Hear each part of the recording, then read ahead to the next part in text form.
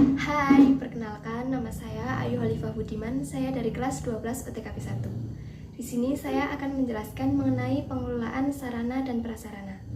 Pada pengelolaan sarana dan prasarana, yaitu terdapat satu, analisa perencanaan kebutuhan. Analisa perencanaan kebutuhan dibedakan menjadi dua, yaitu satu, analisa kebutuhan kualitatif. Analisa kebutuhan kualitatif yaitu suatu rangkaian pengelompokan informasi tentang jenis kegiatan yang terdapat dalam suatu organisasi.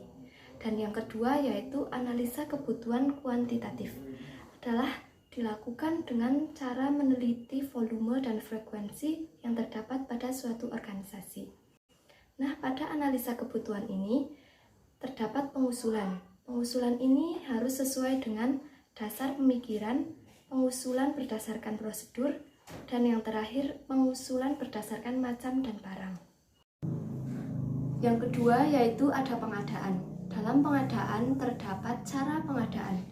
Nah, cara pengadaan ini dilakukan dengan cara pembuatan, perbaikan, penukaran, daur ulang, menyewa atau mengontrak, peminjaman, hibah, dan juga pembelian. Yang selanjutnya yaitu ada asas pengadaan. Asas pengadaan terdapat 4, yaitu asas kecepatan. Asas kecepatan yaitu terkait dengan masalah waktu. Asas ketepatan terkait dengan masalah kualitas maupun kuantitas. Dan yang selanjutnya asas kebenaran. Kebenaran ini dapat ditinjau dari segi hukum. Dan yang terakhir adalah asas pengaman. Asas pengamanan ini terkait dengan keutuhan barang dari pengiriman sampai gudang pengguna. Yang selanjutnya yaitu ada tujuan pengadaan. Nah, tujuan pengadaan terdiri dari satu, tepat mutu. Tepat mutu yaitu sesuai dengan spesifikasi dan standar yang telah ditetapkan. Selanjutnya yaitu tepat jumlah. Tepat jumlah yaitu sesuai dengan pembelian barang, hendaknya cukup atau tidak lebih atau tidak kurang. Dan selanjutnya itu tepat waktu. Barang sudah tersedia pada saat dibutuhkan. Tepat sumber, yang diperoleh dari sumber atau memenuhi persyaratan. Yang selanjutnya tepat harga, harga yang wajar dan sesuai dengan kondisi pasar. Yang selanjutnya tepat, barang dikirim ke tempat yang sesuai dengan permintaan. Dan yang terakhir tepat peraturan, pembelian dilaksanakan dengan mengikuti peraturan yang berlaku. Yang selanjutnya yaitu ada sistem pengadaan. Sistem pengadaan dibedakan menjadi 3, yaitu sentralisasi, desentralisasi, dan campuran. Sentralisasi yaitu cara pengadaan perbekalan di mana kewenangan dalam pengadaan bagi seluruh unit kerja diberikan kepada satu unit kerja. Dan yang selanjutnya desentralisasi. Cara pengadaan perbekalan di mana kewenangan pengadaan diserahkan pada masing-masing unit kerja. Dan terakhir yaitu campuran. Cara pengadaan ini dilakukan dengan cara mengkombinasikan antara sentralisasi dan desentralisasi. Yang selanjutnya yaitu ada penyaluran. Nah, penyaluran itu apa sih? Penyaluran adalah kegiatan yang menyangkut pemindahan hak dan tanggung jawab dari satu unit ke unit lainnya. Dalam penyaluran terdapat asas penyaluran. Asas penyaluran dibedakan menjadi 4, yaitu asas tepat waktu, asas tepat jumlah, asas tepat mutu, dan ekonomis. Nah, asas tepat waktu yaitu barang saat dibutuhkan harus sudah ada. Tepat jumlah sarana prasarana yang dibutuhkan tidak kurang maupun tidak lebih. Asas tepat mutu yaitu sarana prasarana memenuhi spesifikasi yang diinginkan. Dan yang terakhir adalah ekonomis. Jika 3 unsur tersebut terpenuhi, maka organisasi terhindar dari pemborosan. Yang selanjutnya yaitu ada distribusi. Nah, distribusi itu apa sih? Menurut Soekartawi, distribusi adalah aktivitas mendistribusikan atau mengirim barang dan jasa untuk menjangkau konsumen terakhir. Nah, dalam distribusi terdapat jenis transportasi. Nah, jenis transportasi dibedakan menjadi 4, yaitu moda transportasi darat. Moda transportasi darat meliputi truk berat dan muatan truk ringan.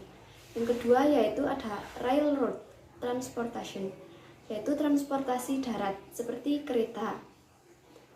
Dan yang selanjutnya adalah air transportation, udara atau pesawat.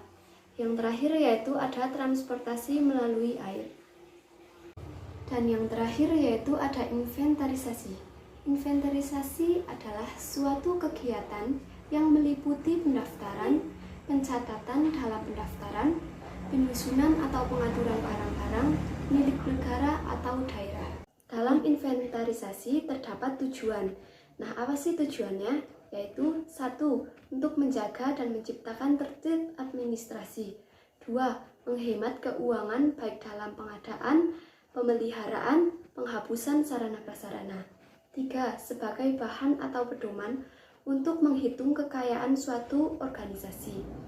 Yang terakhir yaitu untuk memudahkan pengawasan dan pengendalian sarana prasarana.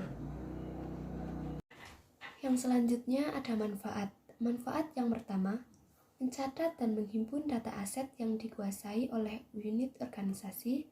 Yang kedua, menyiapkan dan menyediakan bahan laporan pertanggungjawaban atas penguasaan dan pengelolaan aset. Yang ketiga, menyimpan dan menyediakan bahan acuan untuk pengawasan aset. Yang keempat, menyediakan informasi mengenai aset organisasi. Dan yang terakhir, menyediakan informasi tentang aset yang dikuasai departemen untuk menunjang perencanaan dan pelaksanaan tugas departemen. Yang selanjutnya yaitu ada pelaksanaan inventarisasi. Yang pertama, pencatatan. Dipergunakan buku dan kartu. A. Kartu inventaris barang atau KIB. Ada KIB A, B, C, D, E, dan F. Yang B yaitu ada kartu inventaris ruangan. Dan yang C yaitu ada buku inventaris. Yang D, buku induk inventarisasi. Dan yang kedua yaitu ada pelapor. Dipergunakan daftar yaitu A. Buku inventaris dan rekap. B. Daftar mutasi barang dan rekap. Yang selanjutnya yaitu ada penggolongan barang milik daerah, yaitu meliputi 1. Tanah, 2. Peralatan dan mesin, 3. Gedung dan bangunan, 4. Jalan, irigasi, dan jaringan, 5. Aset tetap lainnya, dan yang keenam, konstruksi dalam yang terakhir yaitu ada kodifikasi. Nah, kodifikasi itu apa sih? Kodifikasi adalah pemberian kode pada setiap barang inventaris milik pemerintah daerah yang menyatakan kode lokasi dan kode barang.